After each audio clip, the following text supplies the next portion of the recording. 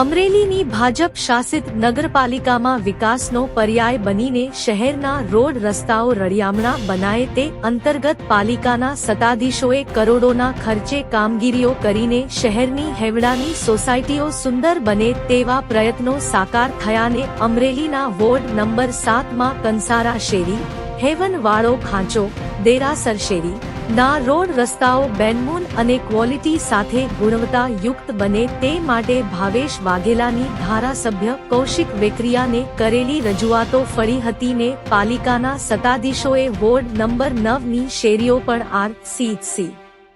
અને paving block રોડથી મઢી દેવામાં આવી હતી ને પાલિકાના પૂર્વ કારોબારી ચેરમેન શેખવા બાપુએ સ્થળ તપાસ કરીને કામગીરીની સમીક્ષાઓ કરી હતી।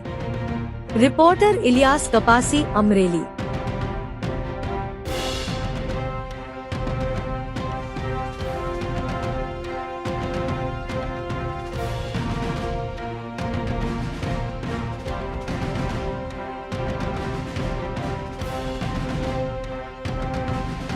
અમરેલી નગરપાલિકા કે જેમાં ભાજપ શાસિત 2021માં નગરપાલિકામાં પ્રમુખ તરીકે મનીષાબેન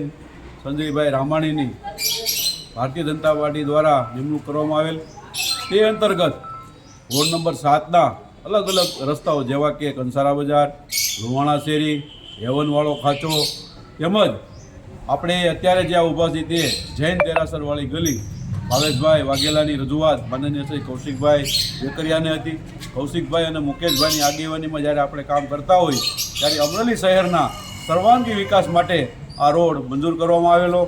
જે અંતર્ગત આજે આ કામની મુલાકાત લઈ અને તેની ક્વોન્ટિટી અને ક્વોલિટી બિપિનભાઈ લીંબાણી કે જે હાલ આપણા નગરપાલિકાના પ્રમુખ છે એમના માર્ગદર્શનમાં થઈ રહ્યું હોય ખૂબ સારું કામ થઈ રહ્યું છે તેવા લોકોનું કહેવું છે। તો આ અંતે હું બિપિનભાઈ લીંબાણીને ખૂબ ખૂબ અભિનંદન આપીશ। વંદે માતરમ, ભારત માતા કી જય।